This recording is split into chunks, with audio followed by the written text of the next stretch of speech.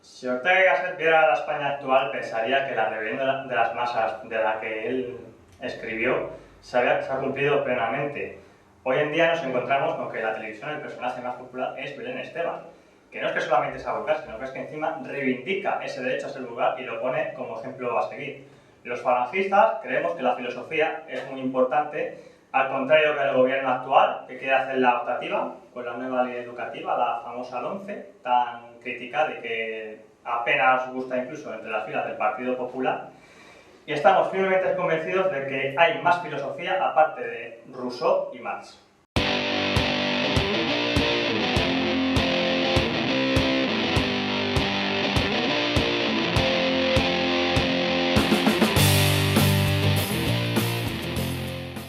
Hoy en La Contratuerca tenemos a José Ramón Alonso, profesor de filosofía. Bienvenido, José Ramón. Encantado.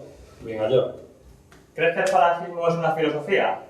¿Es una manera de ser más que de pensar? Radicalmente podemos decir que falange y la filosofía van unidas. Es decir, sí. La contestación a la pregunta sería sí.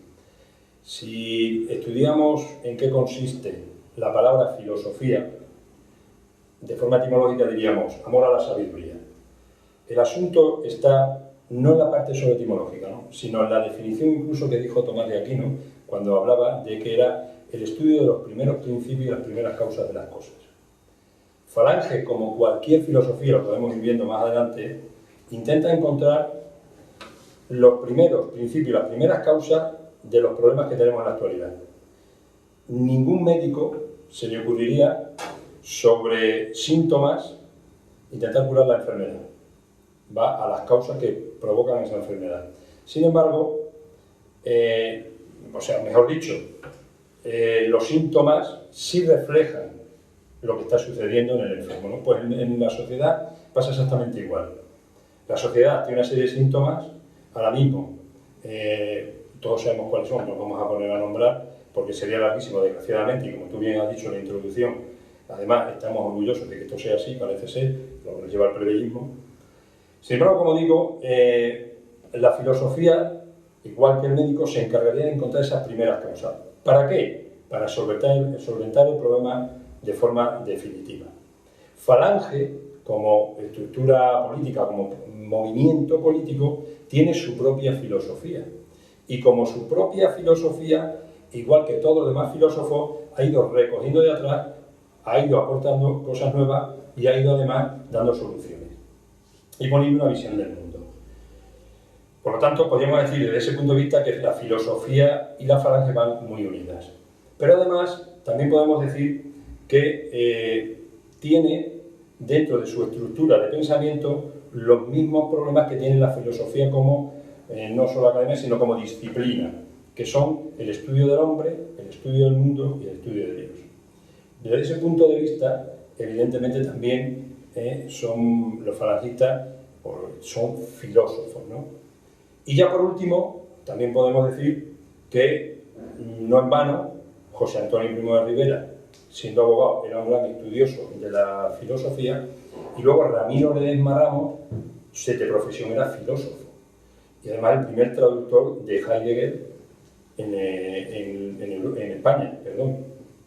Lo que viene a decirnos que está la base ideológica de Falange está empapada de filosofía desde el momento ya de cosas que el propio Heidegger dijo y que Ramiro incorpora a las Homs. Heidegger, recordemos, es el filósofo más importante del siglo XX. Pero además, Falange, aparte de lo obvio que es que Ortega y Gasset influye en el movimiento falangista, se critica a Rousseau, se critica al liberalismo, se critica al marxismo, hay una serie de filósofos que sí tienen una presencia clara en la estructura ideológica de Falange. Si nos vamos al principio, podríamos comentar Píndaro. El falangismo, ya lo decía José Antonio, siempre ha pensado que la revolución empieza desde abajo. Y cuando empieza abajo, empieza desde el individuo. Es decir, Y no hay cosa más importante en el ser humano, decía José Antonio, que saber quién se es. Ya Píndaro dijo en su poesía: el objetivo primero y último del ser humano es saber quién es. Y lo explicaba diciendo: sé el que eres, ¿no? Pero si nosotros no vamos avanzando, veremos que la filosofía presocrática incluso está presente en Falange. La idea de unidad que tiene el pitagorismo como cualidad frente a la cantidad de los números 1, 2, 3, 4 es clave y fundamental en el concepto que tiene José Antonio de la unidad de España, que aparentemente la recoge, aparentemente no, vamos, normalmente nosotros sabemos que la recoge del propio Ortega y Gasset, y además de un discurso en el que da en el Palacio de Congreso frente a Azaña, donde él habla por primera vez de unidad de destino. Pero claro, el concepto de unidad es un concepto de unidad cualitativo. No es la suma de las partes, que diría el propio Aristóteles luego, sino la unidad está por encima de las partes. El todo no es la unión de partes. Pues bien, ya Pitágoras, cuando habla de armonía del universo, habla de unidad del universo. José Antonio sabe que hablar de unidad de la patria no es hablar de la suma de las partes, sino de un todo que da cualidad a esas partes. Por lo tanto, no es la sucesión de números. Seguimos avanzando y evidentemente nos encontramos a los sofistas, y nosotros los falangistas siempre hemos entendido que uno de los graves problemas y las grandes crisis que tenemos ahora mismo en este país es el relativismo. Relativismo sobre valores, que luego podemos ampliar un poco el conocimiento. El sistema orgánico que nosotros proponemos está descrito perfectamente en Aristóteles. Familia, municipio, digamos, Estado. Eso está perfectamente descrito. El concepto de bien común está perfectamente descrito en la monarquía de Santo Tomás de Aquino. Y además lo explica así: es mejor ser muchos que no uno solo. Y el gobierno debe trabajar en favor del todo por encima de cada uno de sus partes, porque así son todos favorecidos. El concepto de persona que tiene el falangismo es heredado también del concepto de persona que tiene San Agustín. Cuando habla José Antonio que somos un modo de ser y no una forma de pensar, está haciendo un proceso ascendente que ahora veremos, de cómo debemos pasar de un individuo, digamos, numérico, a un concepto de persona, que es un ente superior, que tiene que ver además con su propio destino. El propio León XIII, con su Rerum Novarum, influye, desde su doctrina social de la Iglesia, influye perfectamente en el concepto que tiene José Antonio de propiedad privada y de trato del obrero y del patrón. Tiene muchísimo que ver. Claro, pues entonces, por ese tipo de razones, personas como el catedrático Siegfried Dietz, imagino que sabrá a qué me refiero. Hombre, ética y estilo falangista. Dicen bien claro que el nacionalsindicalismo, o falange, como prefiramos llamarlo, asume la concepción cristiana del hombre y de la historia. Evidentemente. Eso es, de hecho, incluso el concepto moral. Ahora distinguiremos en lo que es la ética y la moral, y los valores morales, un porcentaje muy elevado son cristianos, obviamente, ¿no? Y el concepto de persona también. De ahí toda la idea falangista sobre la dignidad de la persona y demás. Y la asunción de esos valores, en ese plano moral, es lo que nos distinguiría de las ideologías modernas, como es el caso del liberalismo, el marxismo, el fascismo y el nazismo. Nos distinguiría más, y lo veremos, lo que hemos llamado el estilo y la ética. Los valores morales son el reflejo de una ética. Ahora cuando eso terminemos lo explicamos mucho mejor. De igual modo, venía diciendo, hemos hecho grandes críticas, y creo que es sabido por todos, y tampoco es una cuestión de alargar los tiempos en ella, la crítica al marxismo y evidentemente las críticas al liberalismo. Eso es una obviedad. José Antonio además dedica muchísimo tiempo a criticar el marxismo, el liberalismo, el materialismo, tanto de uno y de otro. Uno económico, el otro incluso moral, sobre el hombre. El concepto, mira, retomando la idea cristiana de persona, nosotros, José Antonio siempre ha dicho, el hombre es portador de valores eternos y universales y compuesto de cuerpo y alma. Obviamente no tiene nada que ver eso con el marxismo.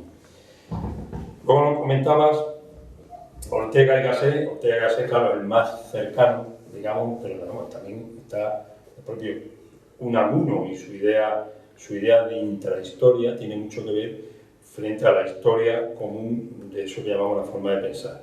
Y aquí es donde sí podemos recoger ya esa distinción que me decías tú al principio sobre por qué es una manera de ser y no una manera de pensar. Si analizamos, para que vea incluso desde la dialéctica negativa, los planteamientos de José Antonio son porque niega ciertos planteamientos anteriores. Y el primero que niega es la identidad que hace el propio Parménides, que es un presocrático, de la idea de que el ser y el pensar van unidos. Es decir, el hombre y la lógica es lo mismo. Y eso es un gran error. Porque no que no sea lo mismo que el ser es igual a pensar y no es razón, sí. Una cosa es la razón y otra es la lógica. Parménides propone que el hombre construye el mundo, igual que los propios relativistas, desde la lógica. Y la lógica es el argumento bien hecho o la fórmula bien formada de ciertos argumentos. Claro, esto nos lleva a identificar que todo lo que pensamos es lo que somos, nada más lo que pensamos. Eso nos ha llevado a cargar nuestra existencia de lo que llamamos el circunstancialismo, contra el que Ortega también arremete. Yo soy yo y mis circunstancias significa que tenemos que tener cuidado, sabemos que están las circunstancias, dice, la segunda parte es, pero si no las salvo a ellas, no me salvo yo. Por lo tanto, la circunstancia es una cuestión de punto de vista, de un momento determinado, que va a ir cambiando, con lo cual, si tú vas cambiando constantemente, tú vas cambiando de pensamiento, vas cambiando de lógica. Lo que vas a lo mejor cambiando son sencillamente la atención, para resolver los problemas me refiero, lo que tú tienes atención es sobre los síntomas. José Antonio nunca plantea eso así. José Antonio no plantea en la vida un ser identificado con un pensar que se escribe a través del lenguaje y un lenguaje que expone las ideas y dependiendo del momento, una idea es buena o una idea es mala. José Antonio iría mucho más allá. José Antonio dice, nosotros no somos una forma de pensar, ¿por qué? Porque la forma de pensar cambia constantemente dependiendo de las circunstancias. Es decir, el problema no lo erradicas. Tú erradicas la fiebre del enfermo, pero tú, ¿por qué sucede o por qué la fiebre se da? Es decir, lo que es el origen de la enfermedad, tú no lo erradicas. Vas buscando pequeñas soluciones, ¿no? José Antonio, ante esos cambios dramáticos que van sucediendo a lo largo de la historia, él dice, yo prefiero hablar de un modo de ser, porque es mucho más revolucionario. Porque para cambiar, o sea, eliminar los síntomas, eliminar la enfermedad y no tratar sobre solo los síntomas, hay que hacer una revolución radical desde abajo. Y ahí empieza el ser humano, desde el hombre, como unidad, como decía en su día el propio Pitágoras, no como una cuestión de cantidad de individuos, porque los individuos son los que los llevas de un lado para otro, eso que luego llamaron masas, los unificas ahí, que no de partes y parecen un todo en absoluto. José Antonio cuando habla, somos un modo de ser, lo que viene a decir es que somos un modo de acción, que es muy revelador. También los marxistas, en eso creían que el mundo se cambiaba no por el hecho de interpretarlo constantemente a través de la mente y de la lógica, sino a través del cambio de la propia situación. Entonces él dice, ¿cómo podemos cambiar este mundo? Este mundo se cambia sencillamente cumpliendo cada ser humano el destino. Pero no el destino como fatalismo, digamos, como lo entienden los que piensan que las cosas son forma de ser. Como soy demócrata, voto. Eso es estar abocado a resolver los problemas desde un punto de vista. José Antonio dice, no hace del falangista o del ser humano una manera de ser esa historia, no. Lo que hace es cumplir con el destino. ¿En qué consiste el destino? Esa es la clave. El destino consiste sencillamente en poder desarrollar todas las potencialidades que cada uno tiene para ocupar eso que dice José Antonio, el lugar en el universo total. Cada uno tiene que cumplir con lo que él, como naturaleza humana, tiene que hacer. Eso supone desarrollar esas potencialidades. Eso supone, además, mucho sacrificio. Es más fácil desentenderse de la política diciendo voto cada 4 años. Ahí no hay compromiso. Lo deja fuera. Ya vendrán otros que piensen de otra manera y a ver si no lo resuelven. Pero José Antonio dice no. Lo que José Antonio pide es una implicación. No una cuestión de explicación de sucesos, sino implicarse en ello. Implicarte en ello supone implicarte en tu propio destino y qué parte tuya puede contribuir con el resto para la empresa superior, que en este caso sería la nación, la patria.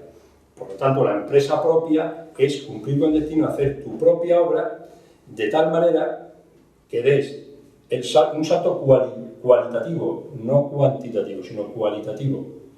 Eso supone, como digo, claro, sacrificio, lucha, lo dice don Miguel de Unamuno, otro de los grandes filósofos que influyen en nosotros. Miguel de Unamuno dice, la vida es lucha y la solidaridad con la vida es la lucha. Claro, José Antonio dice, si yo me planteo la persona como una forma de pensar, no hay implicación, es sencillamente una entelequia, si quiero, pero la vida es intrahistoria también, hay que hacerla aquí, en cada momento. Y José Antonio lo que pretende, igual que Ramiro, es que el hombre empiece por sí mismo, a saberse quién es, y a partir de saberse quién es, de conocerse, reconocerse como persona y potenciador de todas sus cualidades, formar parte de esa armonía total, universal, que en principio es lo que llamamos la personalidad nuestra, pasa a ser parte de la nación y luego a ser parte de un todo, que es la parte de Dios. Por eso es filosofía, hombre, mundo y Dios, ¿no? A la forma de entender José Antonio, el modo de ser lo llamamos bien ser, un bien ser, y el otro es bienestar. La otra parte, la forma de pensar que va cambiando en torno a quién me da más bienestar, es poco cualitativa, es más cuantitativa.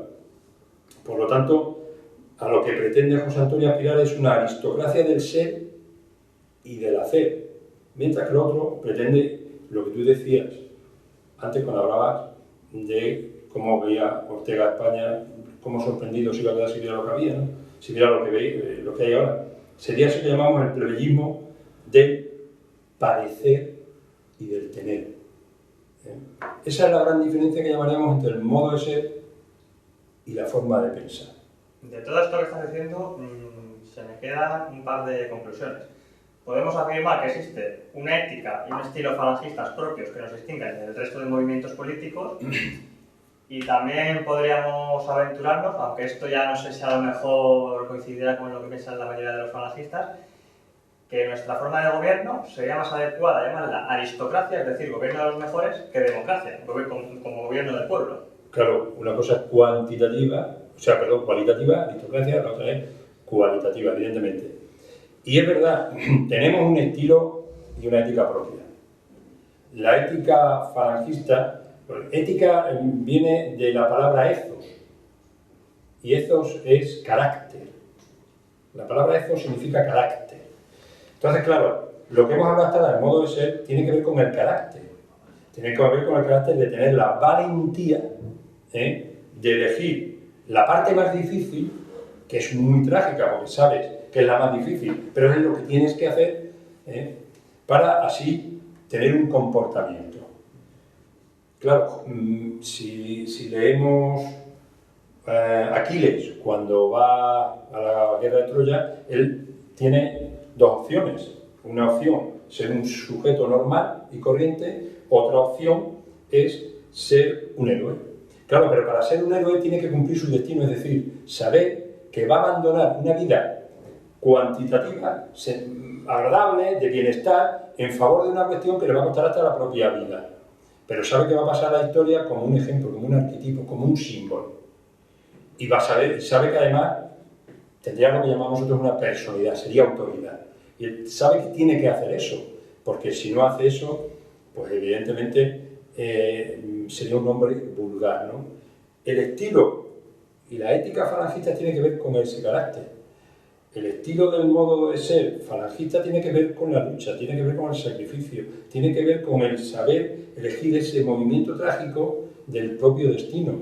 Claro, contracorriente siempre, porque es muy difícil, es más sencillo lo otro, ¿no? A favor del viento. Entonces, la ética, ya he apuntado en algunos, eso me acuerdo ya, la ética tiene lo que yo siempre me ha parecido una buena diada, que es la ley del espíritu. Mientras que la forma de pensar, o ética normal, y llamamos más habitual de la calle, más democrática, sería el espíritu de la ley. La ley es lo que manda. La ley, no, mire usted, aparte de la ley, hay otros principios anteriores que son los que pueden determinar la resolución de esos problemas. Entonces, claro, la ética falangista tiene que ver con la propia obra, con la excelencia de la que tú hablabas a la hora de hablar de aristocracia, tiene que ver con el sentido de servicio, con el sentido de deber, con el sentido de vivir de forma intensa en favor de una empresa, en este caso la propia, además una superior que la patria, frente al sencillo existir del bienestar. Entonces, claro, ese tipo de comportamiento marca un carácter y marca un estilo. El estilo es eso que llamamos la personalidad, marca una forma de espíritu. Además es radical, no es fanático, pero sí es radical, porque es una revolución total, que te piden de forma interior y además luego de forma exterior con tus obras. Por sus obras los conoceréis.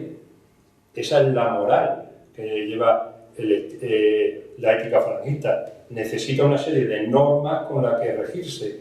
¿Cuáles son esas normas? Evidentemente, el falangismo ha entendido que para su estilo las normas cristianas, el cristianismo aporta un porcentaje muy elevado de valores que nos sirven para nosotros poder circular por este existir. El estilo sería saberse que se es así. ¿Qué relación tendría un cierto tipo de estética con esta ética y el estilo de los que has estado hablando antes? Importante, muy importante. Pero tampoco tenemos que, como en filosofía que distinguimos absolutamente todo, hay que distinguir entre estética y plástica, y pueden ir las dos juntas, obviamente, ¿no? El estilo falangista, evidentemente, de forma plástica, se representa a través de símbolos. Los símbolos son pues un fondo que no necesita explicación, pero que funda un tipo de forma de ser, ¿no? El símbolo, a través de la plástica, explica muchas más cosas que pudiéramos explicar con palabras. Si yo veo una cruz, lo que ya estoy evidentemente entendiendo toda la filosofía cristiana, porque claro, la cruz en esa imagen representa eso, ¿no? Si yo veo una camisa azul con yugos y flechas, evidentemente yo sé lo que quiere decir. ¿Qué es lo que hace, qué es lo importante de esos símbolos que representan esa estética de la forma de ser, pero que viene expresada a través de una plástica? Pues representa la unión de una serie de sentimientos que luego se hacen conciencia o se hacen conocimiento. Ese conocimiento luego influye de forma a través de la acción en el mundo, y eso cambia las formas de existencia. O sea, no pensemos que todo es una cuestión explicable a través de palabras. El símbolo de la victoria, el Víctor famoso de las falanges romanas, sabían lo que quería decir, el símbolo de la victoria. Si vas hoy paseando por las calles de Salamanca, incluso en Sevilla también se ha encontrado alguno, te puedes encontrar el famoso Victor pintado en las paredes de las catedrales, de las facultades, y cuando tú ves eso, lo primero que dices, eso es el símbolo de la victoria. Y en el caso académico significa que ha habido alguien que ha salido victorioso de un examen para constituirse en doctor, que es un grado superior al de licenciado. Entonces, solamente con ver eso ya sabemos lo que significa. Los símbolos en falange son muy importantes.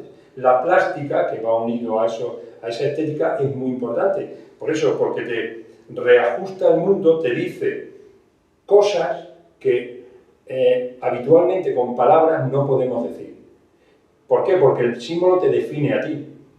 Yo recuerdo una anécdota de don Miguel de Unamuno, profundo creyente, a pesar de que hablen de él lo que quieran, y como era tan contradictorio el hombre en sus maneras, le hicieron una estatua en la que era un busto, el pecho hacia arriba, y cuando en arcilla le presentan la imagen, le dice el autor, el escultor, don Miguel, ¿qué le parece? ¿Está perfecto? Y digo, no, está perfecto, aquí falta algo.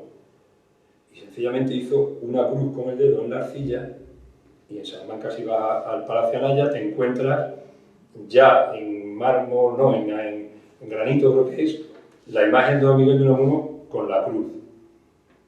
A partir de ahí, don Miguel de Unamuno no tiene que explicar si es cristiano o no es cristiano, si cree en Dios o no cree en Dios. Él tiene eso ahí, eso es lo que significa, ¿no? Yo creo que los falangistas necesitamos de nuestros símbolos, necesitamos reivindicar nuestros símbolos. Antonio Machado, para explicar a Castilla, la determina como mística y guerrera. Tiene mucho que ver también con lo que José Antonio decía, con la austeridad, tiene que ver, claro, el propio José Antonio, ha habido una cosa ahora que estamos en el 5º centenario de Santa Teresa, de su nacimiento, hay una cosa que a mí me ha gustado hacer, como digo, reajustar el mundo a través del escudo nobiliario de Santa Teresa. El escudo nobiliario de Santa Teresa tiene una cruz, la del Monte Carmelo, con la cruz una cruz arriba, y 3 luceros. Y pues yo he querido reajustar el mundo diciendo, coño, como José Antonio, que era el jefe nacional, 3 luceros. Dice, eso es coincidencia. Sí, pero mira, hay una cosa que no es coincidencia. Es ese fondo fundante que hay detrás, que es el lucero, lo que significa el lucero, tanto para Teresa de Jesús como para José Antonio Primo de Rivera. Y eso es un símbolo, y eso es una plástica. Por eso los símbolos y la plástica van unidos a la estética, al estilo y a la ética falangista. Claro, es que además la importancia de los símbolos también reside en que son más fáciles de llevar a las masas. Por ejemplo, aquí tenemos el yugo y la flecha de Falange Española de Aragón, que si unimos este símbolo con la consigna de patria, justicia, revolución, es mucho más fácil difundir ese mensaje que está poniendo la gente, no ya los textos de la época fundacional o de los últimos años, sino es que, una simple charla. Obviamente, el Homo Videns, que dice por ahí un autor ilustrado, es muchísimo más rápido que el otro, el de la lectura, ¿no? Claro, yo veo a Don Quijote, en el caso que comentas tú, evidentemente toda una filosofía por detrás, y nosotros somos filosofía, pero yo recuerdo leer a Antonio Machado, no, a Don Miguel de Unamuno, cuando hablaba del Quijote y decía, quitáranme la aventura, que decía Quijote, quitáranme la aventura, jamás el aventurarme, ¿no? Pero pues eso no es un símbolo de ética falangista que venga de ahí lo vea. Claro, aventurarse en el modo de ser, como decía José Antonio, es lo más, como hemos comentado, es una de las empresas más maravillosas que puede aspirar el ser humano. Don Quijote caía y volvía a levantarse. Y esta aventura la he perdido, pero no el ánimo de aventurarme. Yo veo a Don Quijote y para mí es un símbolo. Y ese símbolo, no necesito leerme todos los días la obra de Don Quijote y aprendérmela de memoria. Yo ya le veo a él y veo esa aventura, ese aventurarse en el destino propio, que es el principio de la revolución.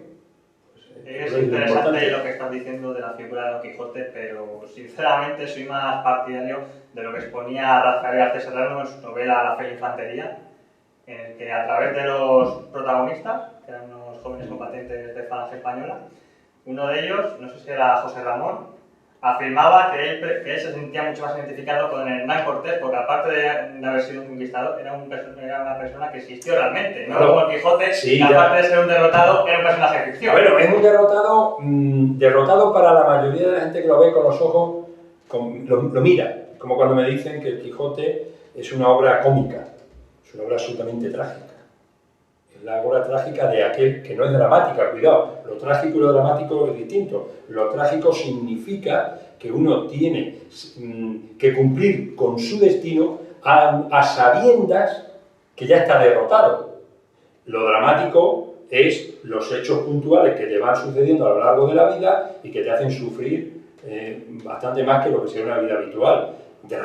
Es trágica la existencia del ser humano, sabe que nace para morir, pero eso no le impide seguir aventurándose en la vida y seguir intentando hacer nuevas empresas.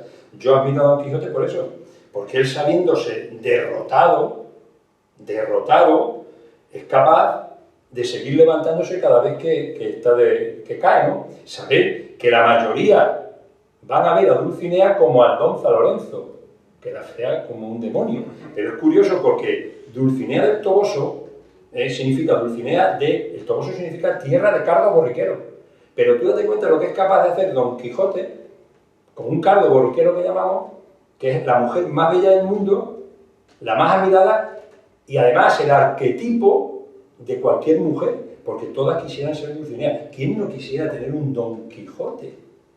¿No? Pero, claro, ¿por qué? Pues porque Don Quijote aparentemente puede estar derrotado porque cae, pero lo verdaderamente bueno de ello, que rehace, lo que decíamos antes de los símbolos, rehace en la realidad, es que es capaz de impulsar a una serie de personas a decir, caigo y me levanto, y vuelvo a caer y me vuelvo a levantar, y sigo creyendo en mi propia empresa. Si no, claro, los falangistas, si nos hubiéramos fijado del número de votos que sacamos, que yo creo que van a ir subiendo porque antes o después la gente se irá dando cuenta, pues claro, nos hubiéramos retirado hace tiempo.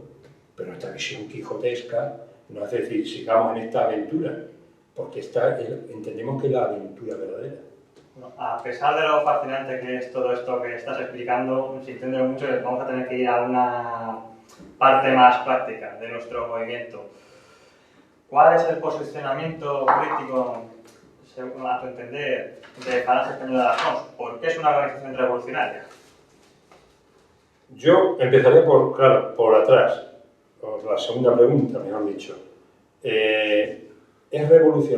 Por la parte revolucionaria. Es revolucionaria por todo lo que hemos venido contando hasta ahora. Es capaz de decirle al ser humano que cumpla con su destino, que busque su propia obra, que busque su empresa, para que en el conjunto total tenga su sitio.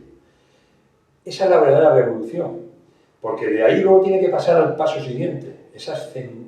Asciende, va ascendiendo, ¿no? Cuando asciende, ¿a qué asciende? A la patria, a la nación, al bien común. Claro, esa es la verdadera revolución, que es una revolución espiritual, no es una revuelta callejera de golpes, momentánea, histórica. No, es intrahistórica, que decía Unamuno. Tengo que revolucionarme yo para poder, que con mucho sacrificio y con mucha dureza, cambiar esta existencia o esta situación que hay. Esa es la gran revolución. Un símbolo maravilloso que representa la revolución falangista, en eso que tú llamabas antes la aristocracia del saber, es la secuoya, el árbol de la secuoya que hay plantada en la Universidad de Salamanca, que es el símbolo del saber. Grandes raíces y ascendiendo, porque todo lo egregio y elevado, todo lo importante tiende a ascender, a elevarse hacia arriba, hacia la luz, ¿no? A conquistar, digamos, ese es el gran símbolo. En la Universidad de Salamanca lo proponen como saber, o sea, el ascenso al saber. En Falange lo podríamos decir desde la raíz de la tradición, de todo esto que hemos venido hablando, ser capaces de llevar todo ese conocimiento a la situación que vivimos en la actualidad. Desde la perspectiva, no desde el circunstancialismo, es decir, desde el lugar que cada uno ocupa, su perspectiva en la lucha del bien total. Con lo cual, conviertes, entendido así la revolución, conviertes ya a Falange en un movimiento político, no en un partido.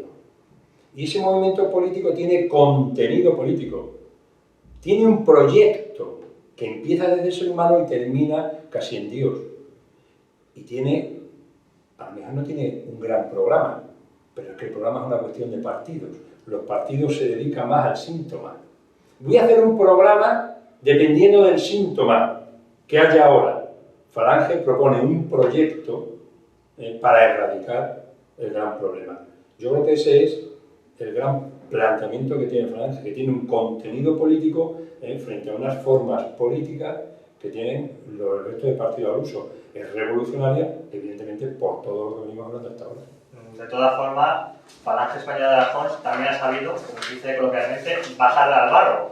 De ahí el programa de las 133 propuestas, que actualmente es la norma programática de Falange Española de las Jons. Evidentemente, pero esas propuestas no tendrían ningún sentido si Falange no supiera todo lo anterior. Por eso, muchas veces los falangistas nos quedamos muchas veces en lo superficial y cometemos los mismos errores que cometen el resto de partidos con sus famosos programas políticos que son recetarios, son pequeños recetarios de soluciones momentáneas. El falangismo lo que tiene no son recetarios, sino un cuerpo doctrinal profundo. Y ese cuerpo doctrinal profundo tiene que meterse en cada uno de nosotros. Porque si no, claro, terminaremos haciendo de los 133 puntos de la propuesta esa un sencillo recetario de soluciones. Y nosotros tenemos que ir muchísimo más, vaya, por eso es revolucionario. ¿Por qué esa obsesión con la verticalidad de los falangistas? Pues mira, esa pregunta ya, habiendo hablado del tema de la secuoya, es una cuestión de ascenso. Nuestro sentido de la realidad parte de abajo ascendiendo. Es una cuestión necesaria. Si no, no seríamos capaces de sobrevivir. Económicamente lo hacemos cuando hablamos del sistema económico esto de los sindicatos verticales y este tipo de cosas, pues son de productores. Hasta en economía tenemos ese mismo sentido.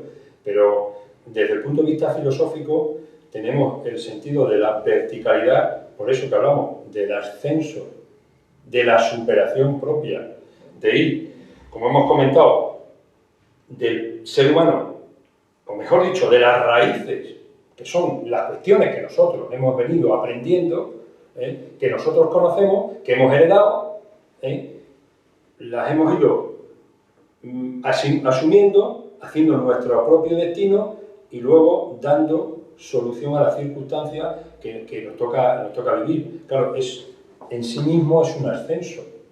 Entonces, el sentido falangista es un sentido vertical. Todo lo que fuera de otra manera sería casi un stand-by constante, utilizando alguna stand-by.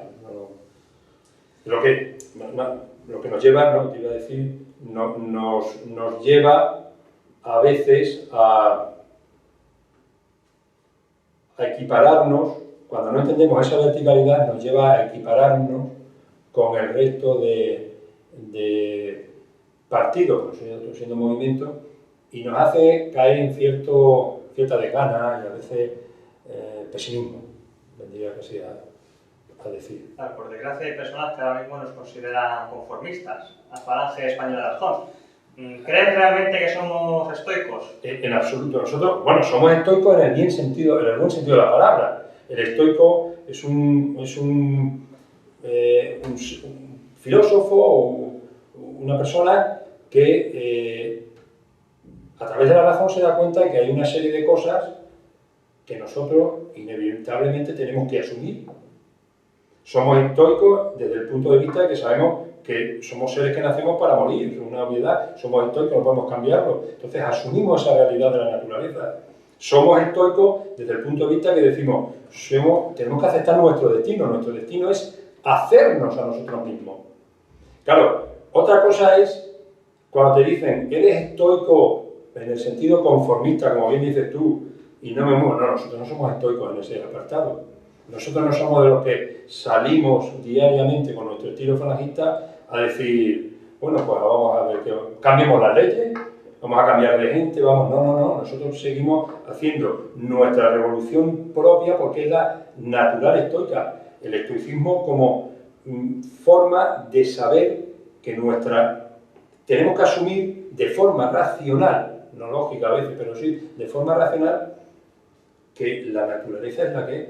Nuestra naturaleza como seres humanos, para llegar a ser personas, es una naturaleza espiritual, que se tiene que sobreponer a sí mismo ante las circunstancias que se dan, desde un punto de vista de afianzando valores, afianzando estilos y afianzando destino. Entonces, como lo sabemos, no nos queda más remedio que ser, es decir, aceptarlo estoicamente, además como una carga, una buena carga, porque es la verdadera. Todo lo demás sería un estoicismo, como dices tú, conformista, pesimista, pues sí que son todos iguales. Nosotros no queremos ese estoicismo. Esto probablemente ya habrás soltado alguna pista, pero tengo la obligación de preguntarte. ¿Qué representa España para los falangistas? ¿Qué soluciones concretas podemos aportar a problemas como el estado de las autonomías actual, que se ha demostrado inviable, o la amenaza de la consulta secesionista en Cataluña? España es irrevocable, decía José Antonio, y entonces, dicho eso, no queda más que decir a veces amén, ¿no? Pero claro, hay que argumentar por qué es irrevocable. Y ahí sí que recogemos a nuestro Ortega y Gasset, ¿no? España es una unidad de destino, es algo total. No podemos, como en Aristóteles también, no podemos entender que España no sea una empresa en sí misma, porque entonces nos traicionaríamos a nosotros mismos. La revolución nuestra va con nosotros, nuestro destino, y con la propia patria. El sentido que tenemos nosotros de nación y de patria no tiene nada que ver con el que tenía Rousseau, que habíamos hablado de Rousseau, ese sentido romántico. No, nosotros tenemos un sentido de unidad cualitativa superior, porque es empresa en sí mismo. Da lo mismo que haya una raza, una creencia, una ética, un poco, unos valores, mientras sea la empresa la misma. Entonces, España es irrevocable por eso, porque es empresa en sí misma, igual que es irrevocable el ser humano intentando hacerse persona. Y como el Estado de autonomía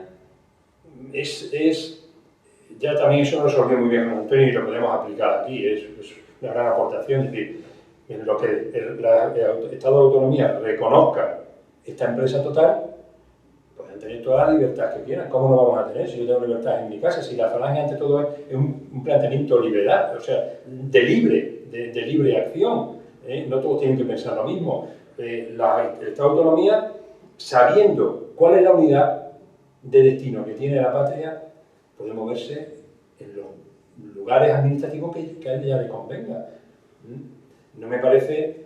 Todo lo demás sí sería no totalitarismo, pero sí una grave dictadura, ¿no? Y no podría, eso eliminar las diferencias es un error.